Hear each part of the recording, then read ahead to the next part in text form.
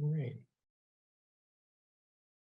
We'll give everyone one more minute to join the meeting, and then we'll get started.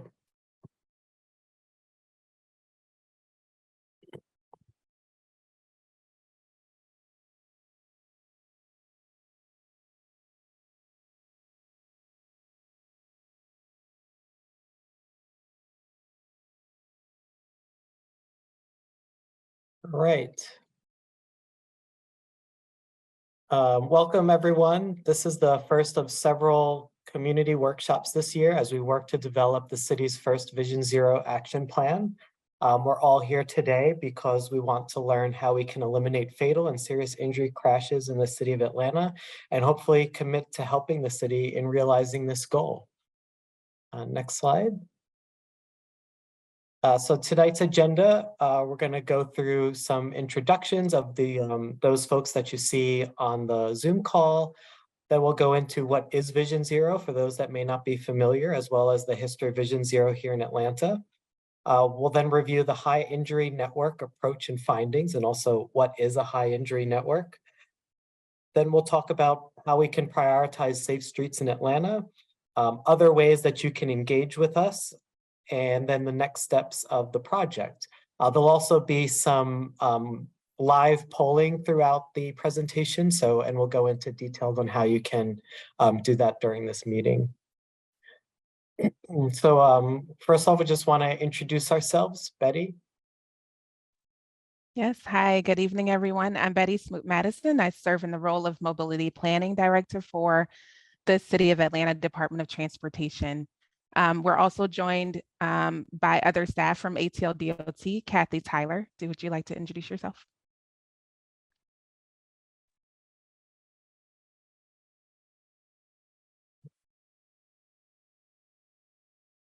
Kathy, you're still on mute.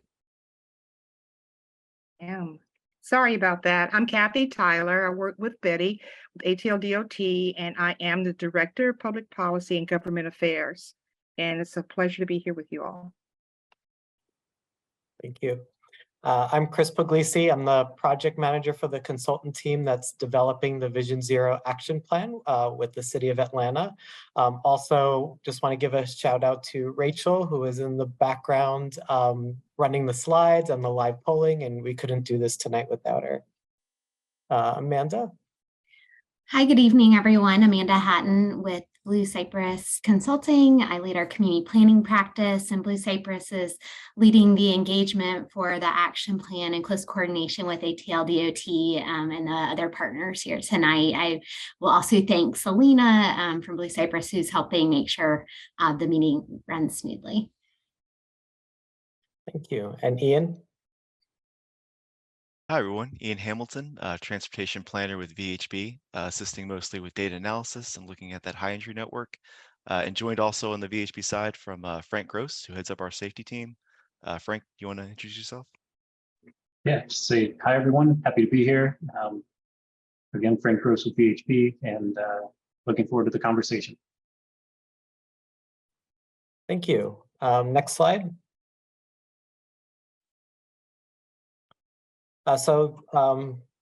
This is the live polling information. If you would like, you can pull up another web browser tab, or you can pull up a browser on your cell phone and go to www.menti.com. And then when it asks you for an input code, you can type in the number that's shown here, 8135-7121. And someone will also put that in the chat box so that it's readily available. But throughout the presentation, we'll ask you to go to that webpage, and then we'll be asking a series of questions so that we can interact with you and get some feedback. Next slide.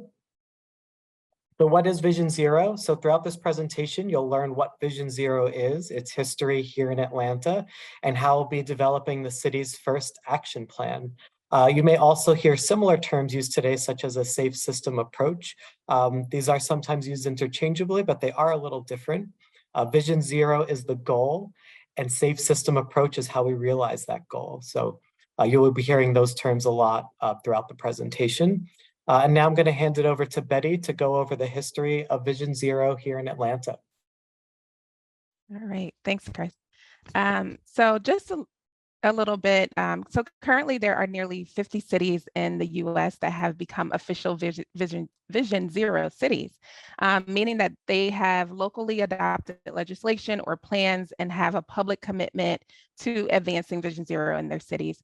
So we're really excited that we can now say that Atlanta is officially recognized by the Vision Zero Network as a Vision Zero city. Next slide. So I think almost everyone has been impacted in some way by a crash, whether it's you that were injured or there was property damage or someone that you know that has been injured or killed, or even just, again, minor property damage. So traffic crashes are always inconvenience. And in some cases, they really can be deadly.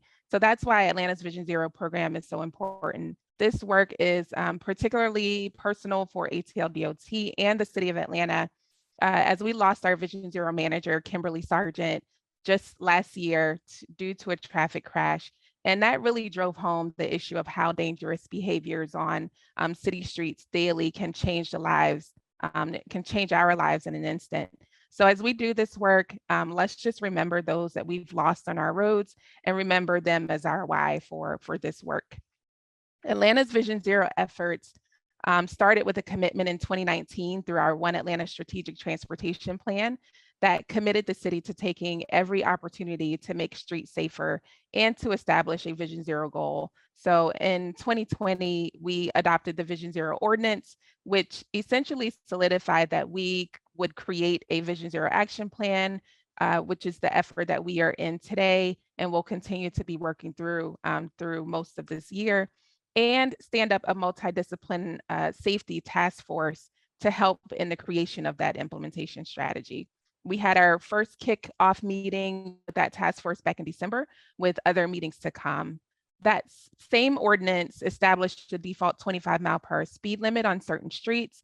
It also adopted NACTO's urban street design standards. And for those who may not be familiar with NACTO, it's the National Association of City Transportation Officials, which really is sort of a conglomerate of over 100 cities, different cities and transit agencies across the US that share best practices and standards for creating safer multimodal streets. So while ATLDOT has tons of projects that are actively moving through some phase of the delivery process, whether it's planning or design or construction, Vision Zero is at the core of how we screen those projects for safety improvements. And so I won't spend time going through all of those projects, but I just wanted to mention that, you know, there are projects moving, and just want to encourage everyone, as you see projects happening in your community, that you stay engaged with the process and really be strong advocates for safety. So since the adoption of Vision Zero, or the Vision Zero ordinance in 2020, we've worked on a number of efforts to help move us forward. The first was hiring a Vision Zero manager, which would be a person who is dedicated 100% to thinking about Vision Zero. And as I mentioned previously, we lost Kimberly tragically this past summer. But we are still committed to this and are looking to be filling the Vision Zero manager role in the coming months. Next, the actual implementation of the 25-mile-per-hour speed default speed limit.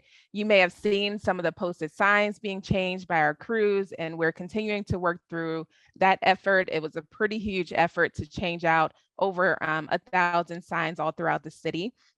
And we also had to navigate some challenges with just working around our state code and policies related to how speed limits are set. And those are things that we are still working through with our state DOT. And we're glad that they're willing participants and partners in our efforts and are part of our Vision Zero task force. We also have had city code changes related to traffic calming and where traffic calming can be installed. So that was a really great initiative and effort on the city's behalf to be able to change city code to be able to improve traffic calming on all of our streets. We have also done educational campaigns related to speed limits. And so you may have seen some of our ads related to the 25 Saves Lives campaign. We had a few billboards across the city, as well as rolling bus ads and social media posts. And again, as we continue through this Vision Zero action plan work, we look forward to doing more educational campaigns. We've also honed in on equity We conducted equity analysis that helped us identify vulnerable communities, or what we're calling communities of concern, based on a variety of data factors, including lack of vehicle access, student and senior population, persons with disabilities, race, income, single parent households, and a host of other data factors that really allowed us to identify those communities that we should pay closer attention to. And so this is used in a lot of our project prioritization and was a major influence in how projects were selected for the Moving Atlanta Forward TSPOS and Bond program. And then lastly, I'll mention that we released an interim action plan last year, which highlighted some of these efforts that I mentioned, along with a few others. And so if you are interested in that and just seeing what has happened between the time that we passed the Vision Zero ordinance and now, you'll be able to find that in that document. Next slide. Vision Zero and the Safe Systems approach acknowledges that road safety is a shared responsibility. So that includes government, industry, advocacy, researchers, and the general public, such as yourself, all really play a vital role in preventing fatalities and serious injuries. And so we, as we work through this process of creating an action plan, we ask for your participation. We're glad that you have shown up tonight and decided to spend this hour with us to really commit to helping spread the word, to become champions, and to talk to your neighbors that maybe we aren't able to reach, and to just commit to safety yourselves, just as you see the mayor doing here in this picture. Next slide. As we work through creating our action plan, the goal is to create a set of multi-year strategies and actions for really making systemic changes. We kicked off our action plan efforts in October of last year and had our first task force meeting in December, as I mentioned previously, and we will be scheduling several more in the coming months. We also are at the beginning stages of public engagement, and so we had our first pop-up event a few weeks ago at Oakland City Station, which was very successful, and we had a lot of people that stopped and talked to us and engaged with us, and we're looking forward to continuing those types of events and hosting more in the coming months, along with a series of workshops such as these that we're having this week, just to engage with the general public and gather input. And ultimately, we will be working towards having a final action plan by October 2023. And I believe that's my last slide, so I will turn it back over to Chris. Thank you, Betty. We're at our first interactive Mentimeter polling, so please go back to that web browser that you had opened or take out your cell phone and then click the heart so that we know that you're there and participating. And we'll start asking some questions. So let's go to the first one. So first we want to get an understanding of who in the audience. Do you live in Atlanta? Do you work here? Do you live and work here? Just want to get an idea of the who's in attendance.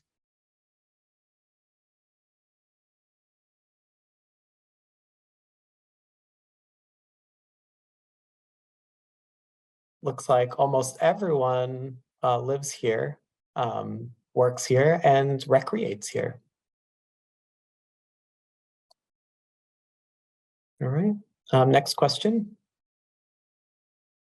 Next, we just want to get an idea of where in the city everyone is. You don't need to be very specific. You could say neighborhood or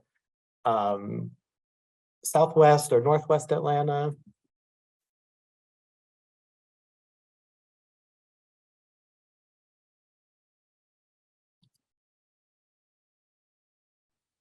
So it looks like we got a nice assortment of different neighborhoods all scattered around Atlanta, several from Midtown, a couple from West End. So that's good. We got a nice sampling of people in the audience. Next question. So now we're going to start to dig into how Vision Zero and how it will impact all of us. So have you ever been injured in a traffic crash?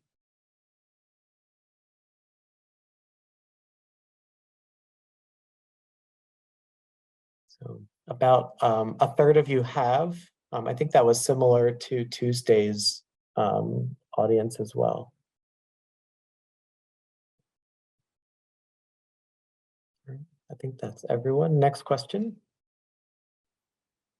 Have a family member or close friend ever been killed or seriously injured in a traffic crash?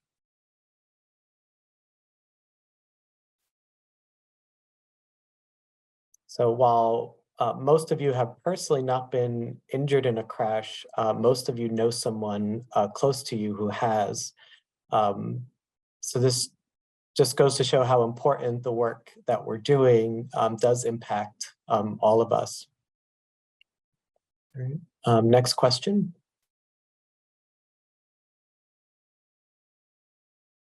What does safety on our streets mean to you? So as we start to think about our streets, what do you think is important to you? What does safety on our streets mean? This is open-ended, so however you want to respond.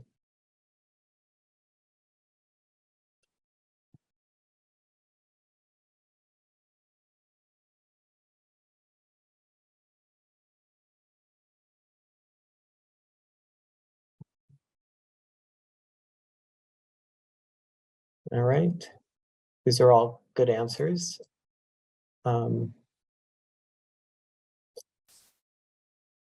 So basically, being able to walk down the street and not get hit by a car is something that is a common thread here. Next question.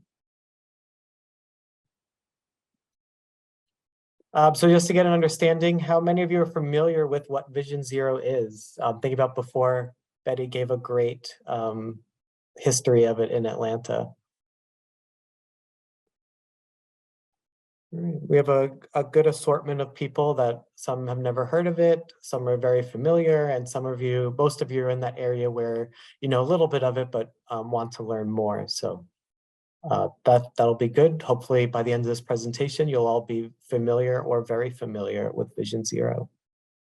Next question. So what does Vision Zero mean to you?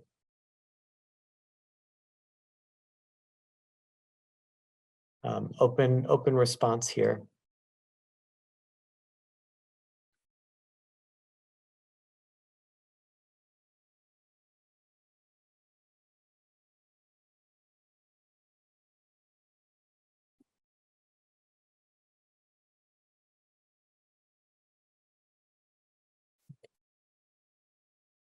So 0 injuries or deaths on the streets. Not sure, that's okay. A city less focused on cars and drivers. Next question. All right, that was the last of this block. Don't close those browsers because there'll be more after a few slides. So goals of the Atlanta Vision Zero Action Plan.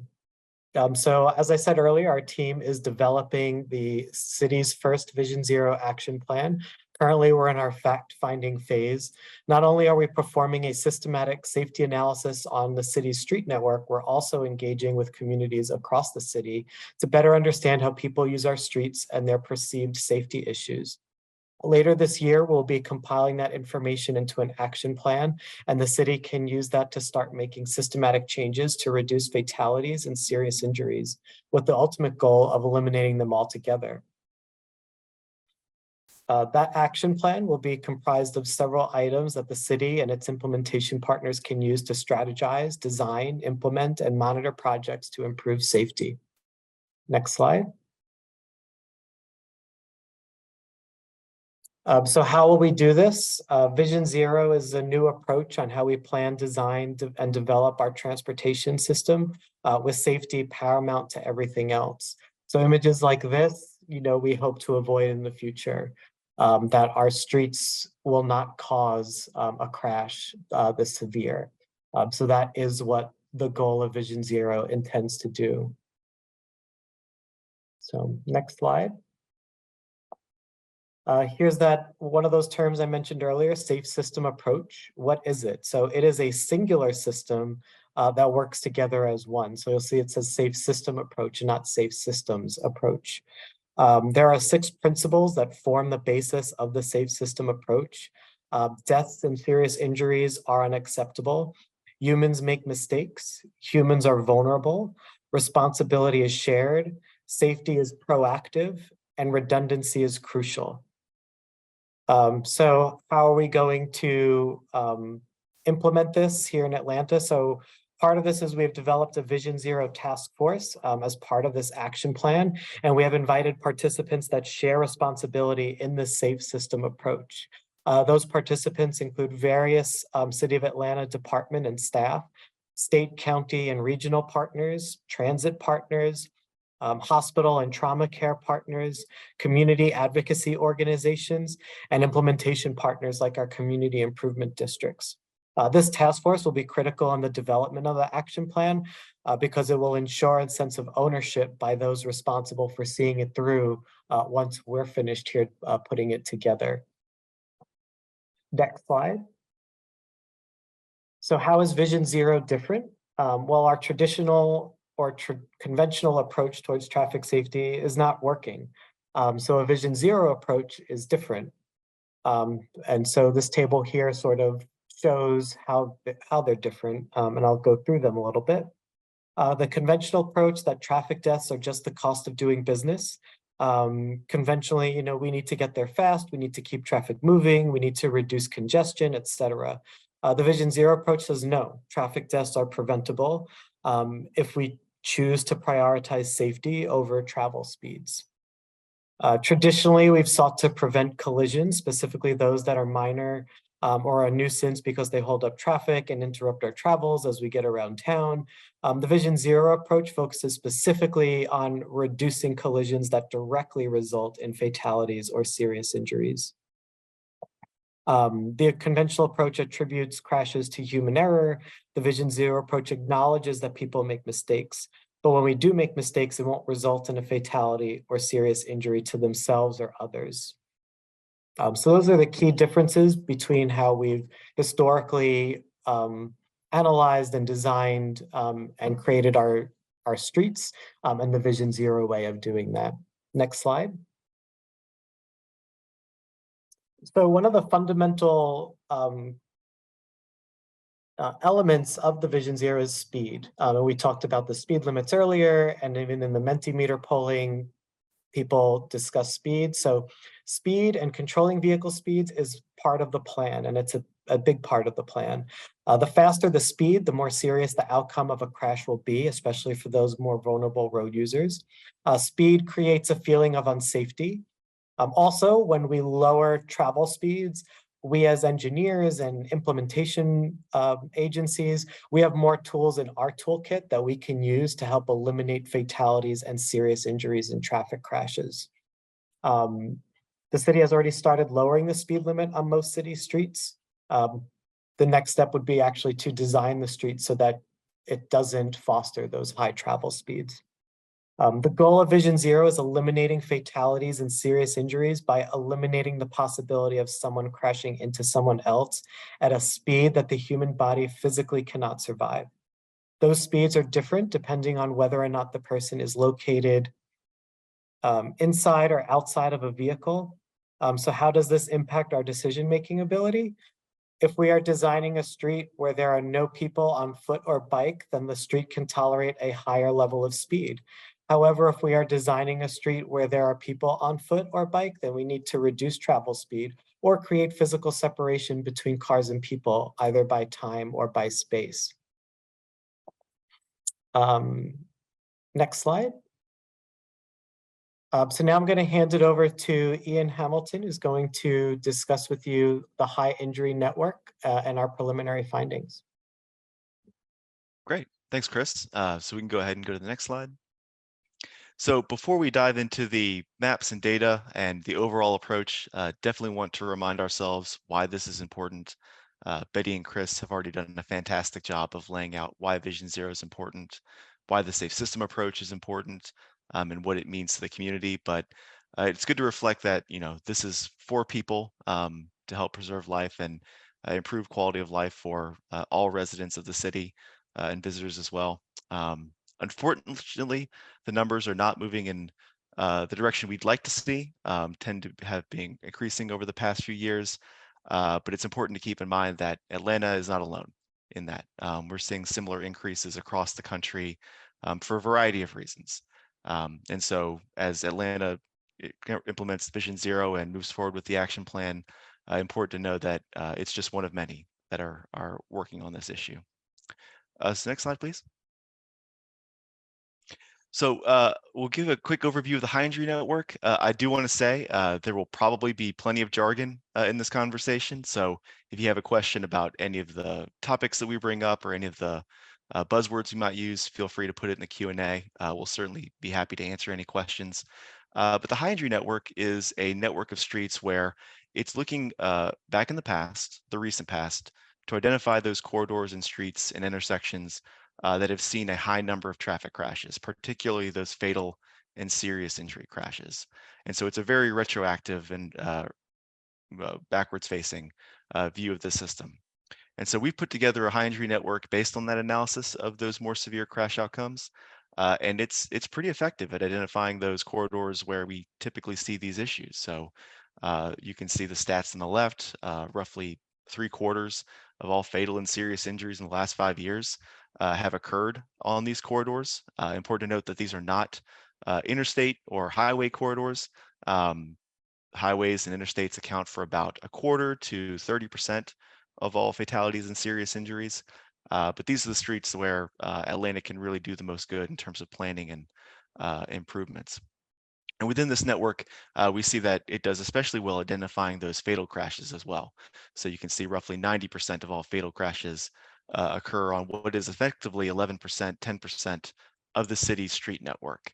And so again, it would be even higher, I suppose, if you would be able to include interstates. But these are just the surface streets.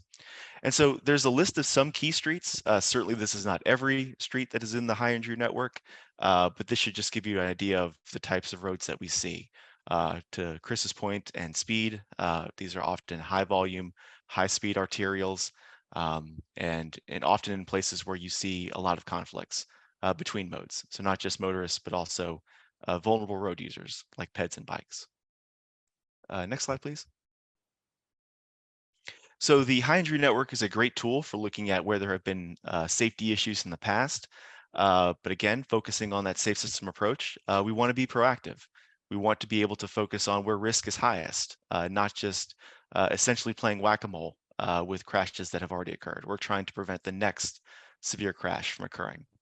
And so the best way of doing that is doing what's called a systemic analysis.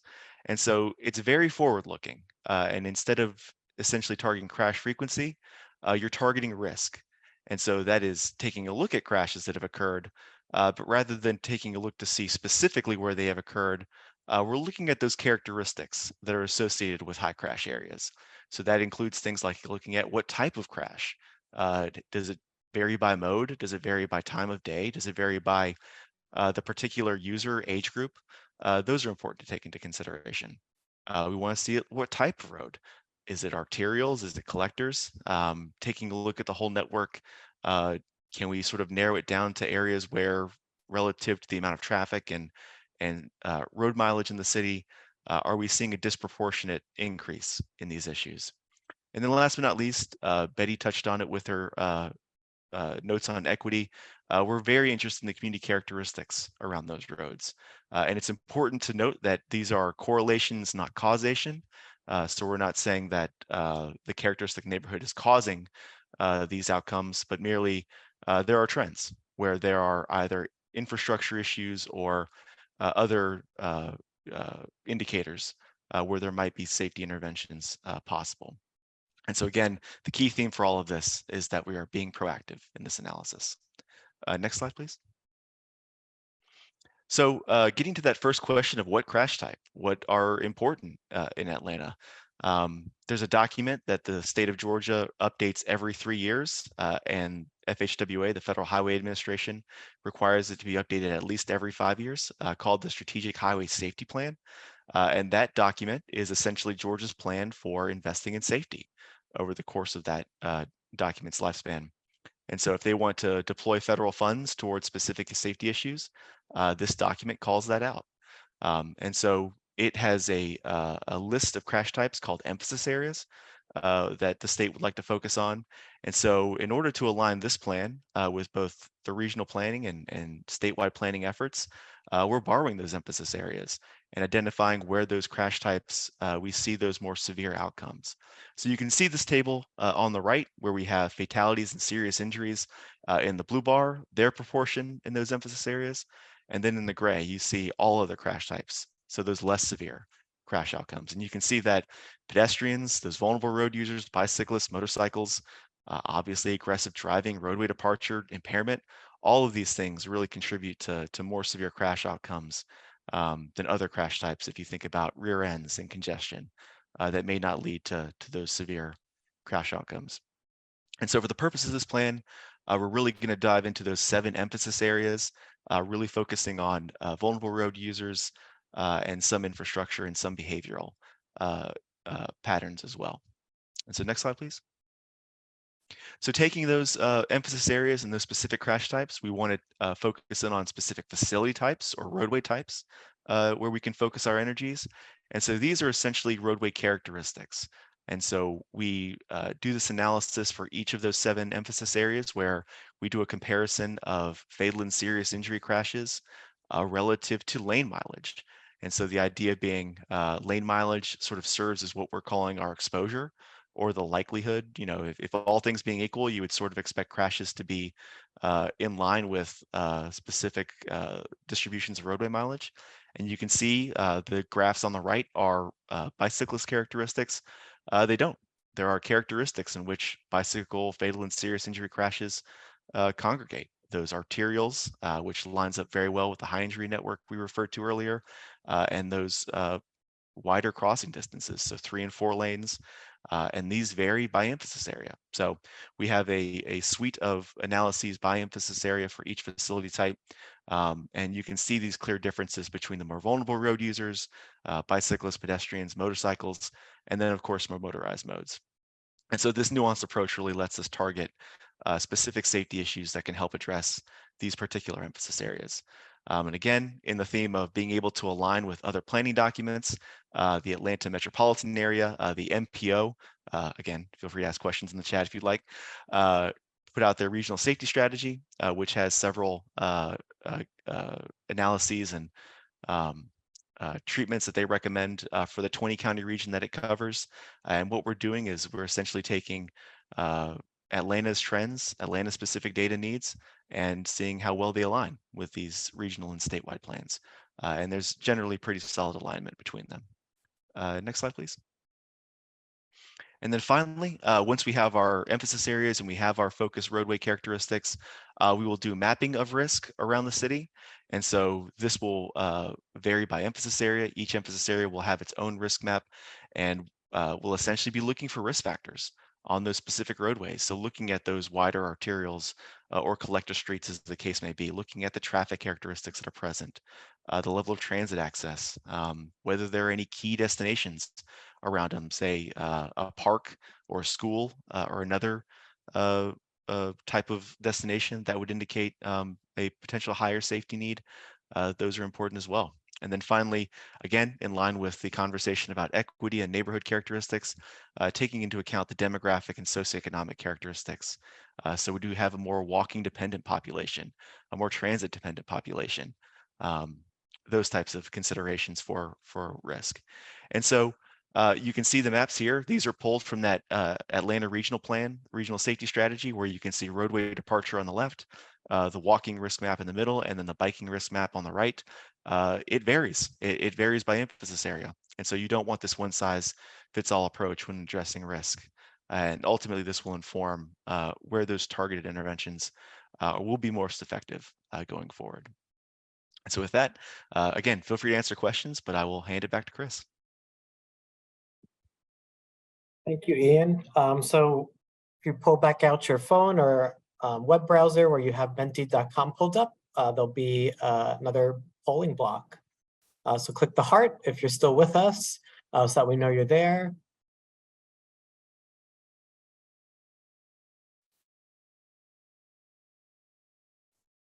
All right. Looks like almost everyone is back. So first question, now that you've heard about the challenges on our streets. So what's the greatest cause of traffic danger on Atlanta streets today, do you think?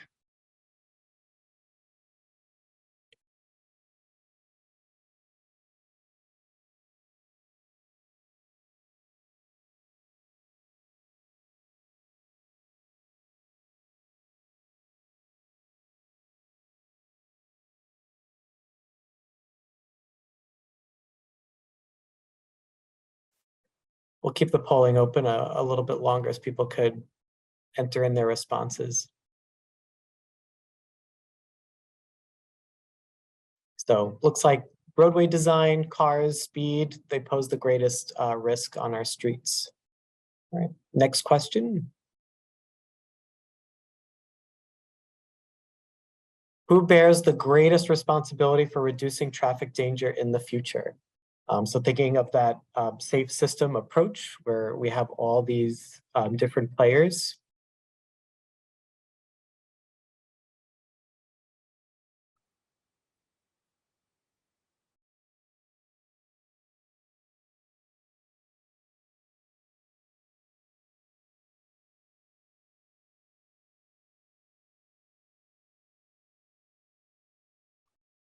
This is DOT, politicians, road engineers, police, traffic officials, planners, everyone. Next question.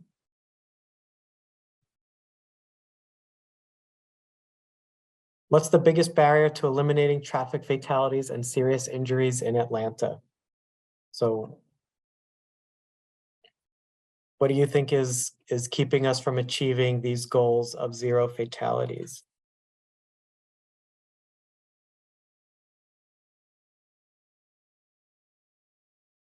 So similar to the last question, people think GDOT, politicians, drivers, funding, cell phones, apathy, willpower. We got similar answers to Tuesday's meeting as well. That car brain is a pretty interesting term. Next question. What's a realistic date by which traffic fatalities and serious injuries can be eliminated? So part of being a Vision Zero city is we need to set a target deadline. So do you think we could achieve it in 2 years, 5 years, 10 years, 15 years, never?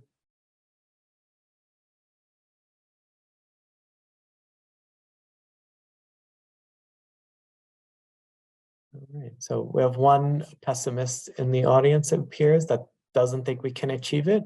There are cities, both internationally and in the US, that have already achieved zero fatalities. So it can be done, but most of you seem to think that we can do it within, by 2035, so within 10 years from now, which I think is an achievable deadline. Next slide. All right, back to the presentation, but don't stray too far from Menti because we're going to have another polling block shortly. But as we move into our next segment, how we prioritize safe streets in Atlanta. So part of the, if you go to the next slide, please. Part of the action plan is to develop a design checklist and performance criteria for the city and implementation partners to use as we move forward and reimagine our streets with future projects. So looking at our streets today, like that in this picture, what are some things that could be done to improve the feel for those using the street, both in and out of a vehicle. So we want to make sure the street is safe for all. So we're going to run through a series of exercises where you'll get to participate in reimagining some streets in Atlanta. So next slide. So go back to Menti. I think this one will be an enjoyable exercise for most of you. So click the heart so that we know you're still here and awake. All right, next slide, our first question. So here is a picture of a city street downtown.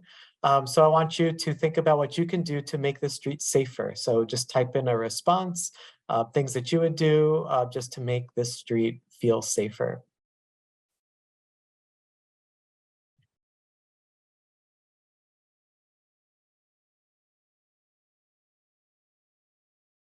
So adding protected bike lanes, raised crosswalks, reduce the number of lanes, add street trees, narrow the street, improve visibility.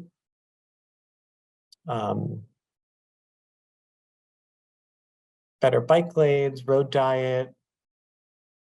So it seems like there's a common thread here of reduced lanes. And through the magic of television, let's see what we can do to this street. Looks like we did reduce the number of lanes. We added better visibility crosswalks. So overall, do you think this street feels safer than it was prior?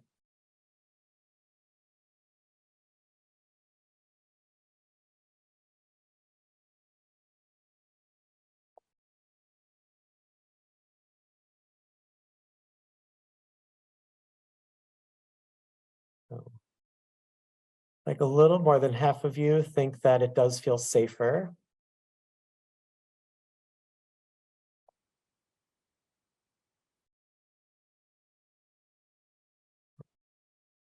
So for the next series of slides, we're going to be basically doing the same exercise, just with different streets, but it gets you thinking about how collectively as the city and all of the various partners at the governments can have to think about these decisions. So let's look at the next example. And Chris, really quickly, we are taking comments in the chat as well. So for those that answer no to that question, we'd love to hear in what ways you thought maybe it wasn't safe enough. That would be great input. So again, here's another example of a city street. So what safety improvements can be made here at this pedestrian crossing to make it feel safer?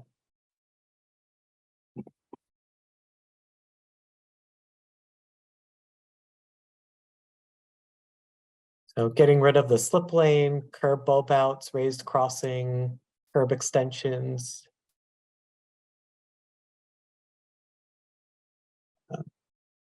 Stop sign. So all very similar answers. Hopefully you'll all be happy with what we can do at this intersection. Next slide. Brought in the curbs, made the crossing distance shorter, made it a little bit more visible stop sign, restored the street to two-way. So overall, does this feel safer?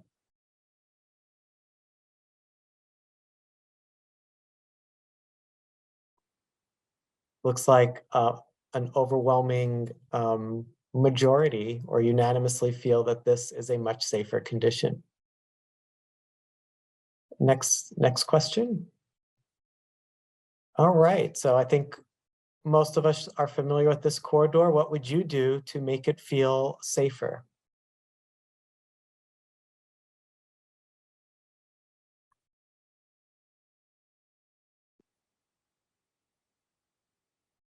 So fewer lanes, reduced lanes, protected bike lanes, eliminating turn lane, medians, separated bike lanes. And let's see what was done on this street to achieve some safety results. So lanes were reduced. Conventional bike lanes were added. The turn lanes stayed.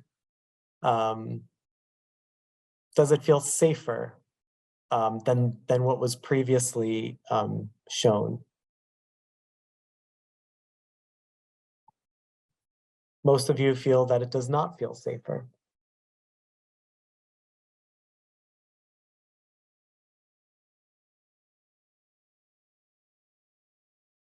Okay. Next example.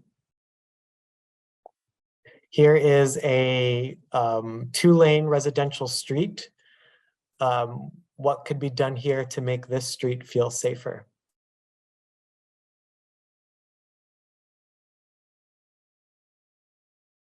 Narrow the travel lanes, add a sidewalk.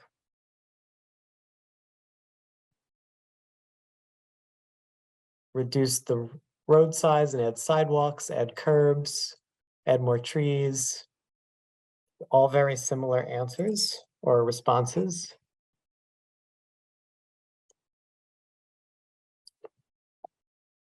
Let's see if we could achieve that result. Next slide. So here we narrowed the lanes and added in a walking path along the side. So this is for those that thought funding was an obstacle for implementation of projects, this is a good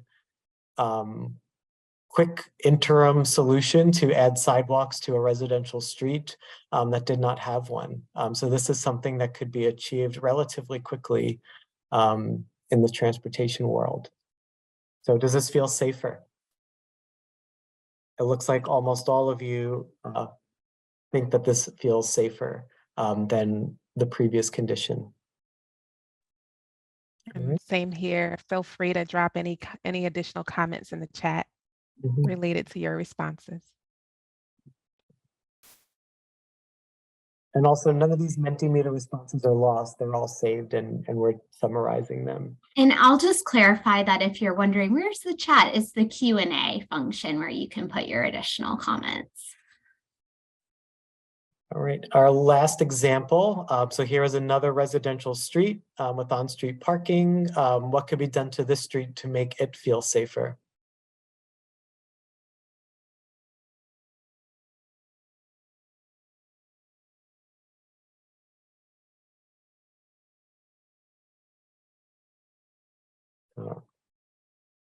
Sidewalks, protected bike lane, reduce the roadway width.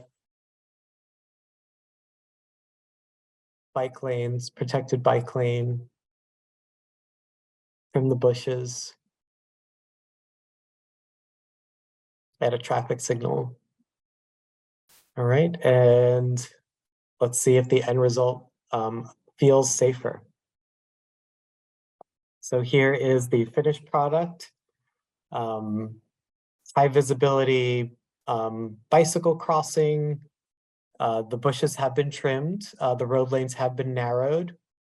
Parking has been organized. Does it feel safer than what was previously shown?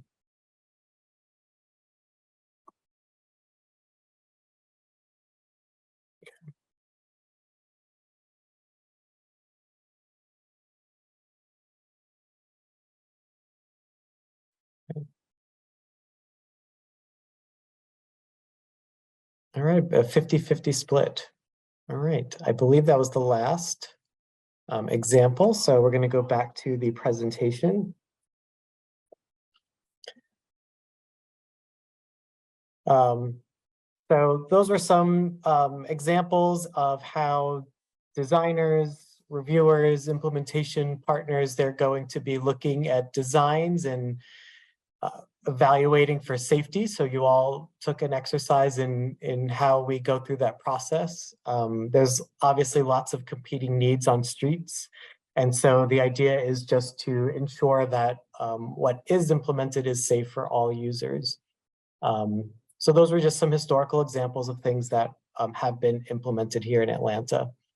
Not necessarily anyone in this Zoom room were involved in, but just some examples. So next slide. So I'm now going to hand it over to Amanda, who's going to go into how you can engage with us moving forward. Thanks, Chris, and thanks everyone for actively participating. As Betty alluded to early on in the presentation, community input and really ground truthing the experiences that citizens and residents of Atlanta are having in your neighborhoods, where you're living, where you're working, is really critical to helping identify the right solutions. On the next slide, we're showing all the different engagement that we're doing. As again, Betty alluded to early on, we are taking an equity-focused approach to the engagement. Betty had alluded to the communities of concern earlier on, and those are mapped. You're seeing those on the map to the right. They're actually concentrated in 23 neighborhoods, but only 8 of our MPUs. And in 3, there's a heavier concentration. So we are really focusing our in-person engagement in those communities of concern. So as we alluded to earlier, our first pop-up event was held at Oakland City MARTA Station, and we're excited to go to Adams Park sometime in March and April. While there's some things going on at the park, we have some special announcements coming soon about that event. So certainly sign up for our outreach list on the website to make sure you're getting updates. We also have live right now the community input map, which is a hugely valuable tool to us. It's a really quick way to get involved. We'll share that in a minute. Another thing that we are doing is we have 3 rounds of MPU briefings as we move through the planning process. So if you are active in your MPU in your neighborhood organization, you can request a presentation about Vision Zero to help build awareness in your area, and also make sure that we get additional input on what your experiences are and your neighbors' experiences are, again, to help us with the right size solution for the different areas of the city. I do want to mention we have more community workshops coming up. We are focusing 3 of those in the month of May. More to come on those. Again, sign up for our outreach list to stay up to date. We'll be returning with 1 more when we get to that recommendations phase in September. Lastly, I do want to point out that we are looking to target some community partnership activities in the high injury network area. So that was what Ian had shown on the map earlier, where the highest crash rates are occurring. If you saw that, oh, wow, that's where I live, that's where I work, was one of the areas with more blue lines, certainly let us know, because we're looking for a few targeted partners to really help build awareness, make sure we're collecting input in those areas. On the next slide, we have a brief overview of what you'll see when you go to our website. On the Engage page, we have this input map that you can link straight to. You can also get to it with that QR code right now. This is a really easy way for folks to provide input without having to show up for an hour meeting or do much challenging. You can get to it on your phone, on your computer, spend 2 minutes, spend 20 minutes providing input or longer. So please help spread the word. ATLDOT has been awesome at posting socials about not only the Vision Zero, but the planning process for this plan. So certainly help like and repost those posts when you see them. If you're not following ATLDOT, look into doing that tonight. On the last slide here about engagement, we really want to emphasize how important it is to hear your stories and the stories of your neighbors, your friends, your colleagues that are in Atlanta. And we're really, part of our goal in this process is humanizing our experience on our streets to help, again, advance us towards a safer environment and get to the 0 crashes. So if you have a story or know someone who has a story, we would love for you to share that with us. Contact us, ATLDOT at atlantaga.gov. That's also in the chat, so you have that available. And I do want to point out that we are looking to really increase our input. Right now we have 260 people on our outreach list, a little over 800 unique users to our website, and we're getting close to 2,000 comments on our input map. So help us get the word out, and I'll turn it over to Chris and Betty to wrap up. Thank you, Amanda. Like I said earlier, I hope we're all committed to eliminating all traffic fatalities and serious injuries in Atlanta. You can sign the pledge online. I believe that's still up, but let's all get to 0. And we are happy that you're here engaging with us, and we look to seeing you at future events. Thank you.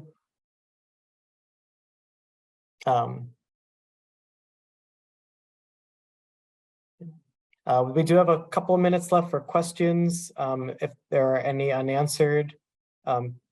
Betty, did you want to respond to them I think there's a couple that I see that are unanswered. So there's one that says, if safe infrastructure improvements can be easily derailed by local businesses or politicians, is it really Vision Zero?